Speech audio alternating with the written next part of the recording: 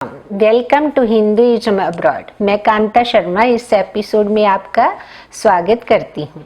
हमारा आज का विषय है निर्जला एकादशी व्रत। हम बात करेंगे इसे निर्जला एकादशी क्यों कहा जाता है और व्रत की पूजा विधि क्या है, क्या दान करें और ये व्रत किसने किया था और इसे करने का क्या महत्व है। पद्म पुराण के अनुसार ज्येष्ठ मास के शुक्ल पक्ष की एकादशी को निर्जला एकादशी व्रत कहा जाता है।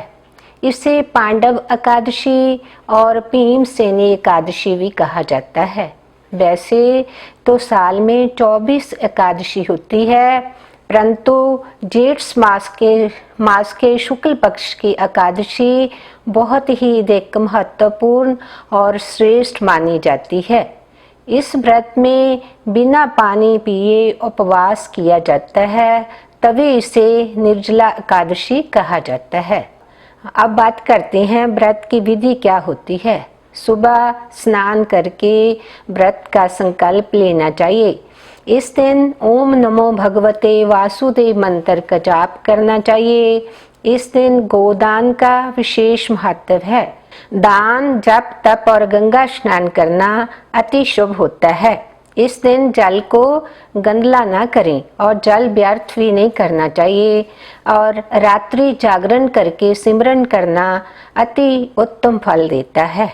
फिर द्वादशी को स्नान आदि करके भगवान विष्णु की पूजा करें। पूजा पाठ करके शुद्ध भोजन बना के ब्राह्मण को भोजन कराएं। फिर स्वयं भोजन करें और व्रत संपूर्ण करें। इस व्रत करने का क्या फल मिलता है? इस दिन व्रत करने से साल की 24 एकादशी का व्रत करने का फल मिलता है। सब तीर्थों की स्नान का फल मिलता है। जो दान आप इस दिन करते हो उसे करने से आपके सभी पापों का नाश होता है और करोड़ों गाय दान करने का फल मिलता है। इस दिन दान में अनाज, वस्त्र, जौ, गाय, छाता, जूता, जल का कड़ा, शक्कर आदि दान करें। जल की छबील लगाना अति शुभ होता है। पांडव एकादशी इसलिए कहा जाता है क्योंकि एकादशी के व्रत करके पांडवों ने अपना खोया हुआ राज प्राप्त किया था।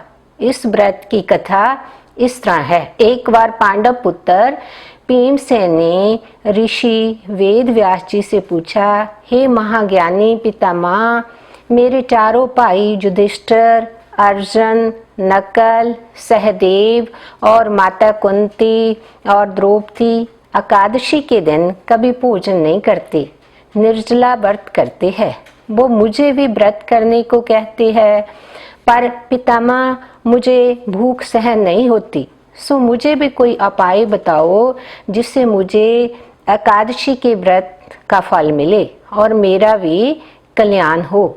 ऋषि वेद व्यास जी ने भीमसेन को उस समय ज्येष्ठ मास की शुक्ल पक्ष की एकादशी का व्रत करने को कहा और बताया, इस व्रत को करके भीम आपको इसका बहुत ही अधिक फल मिलेगा, परम पद मिलेगा, सब पापों से मुक्ति मिलेगी, मोक्ष मिलेगा। सो भीमसेन ने वर्ष में ज्येष्ठ मास के शुक्ल पक्ष की एकादशी का व्रत करना शुरू किया।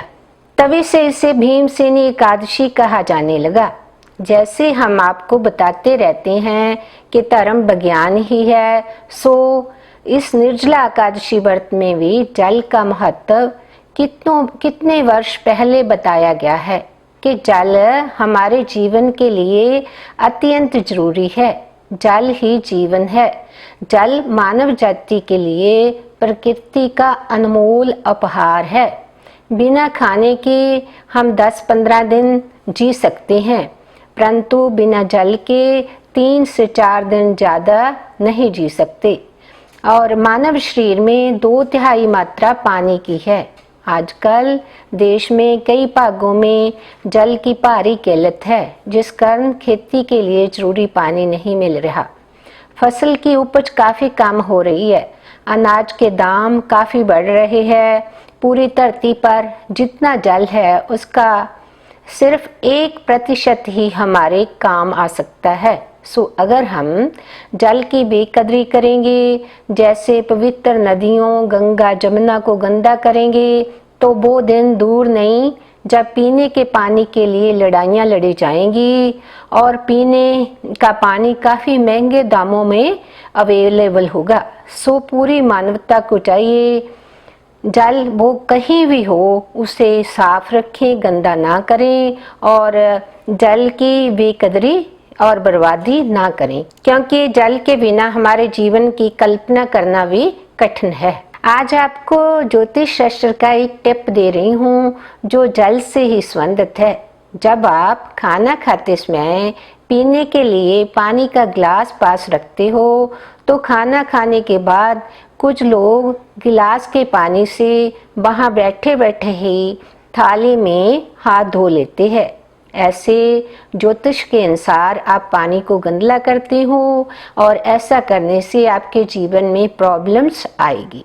सो कभी भी जो पानी पीने के लिए पास रखा उससे हाथ थाली में भूल कर भी मत धोना। सो ये व्रत का निर्जला एकादशी का बहुत ही अधिक हमारे जीवन में महत्व है। आशा करती हूँ निर्जला एकादशी का ये एपिसोड आपको बहुत ही फल देगा। अगर आपको ये एपिसोड पसंद आए तो सब्सक्राइब करें, कमेंट करें और नेक्स्ट एपिसोड में आपको और भी अधिक अद्भुत जानकारी देंगे, देखना must. Thank you for watching.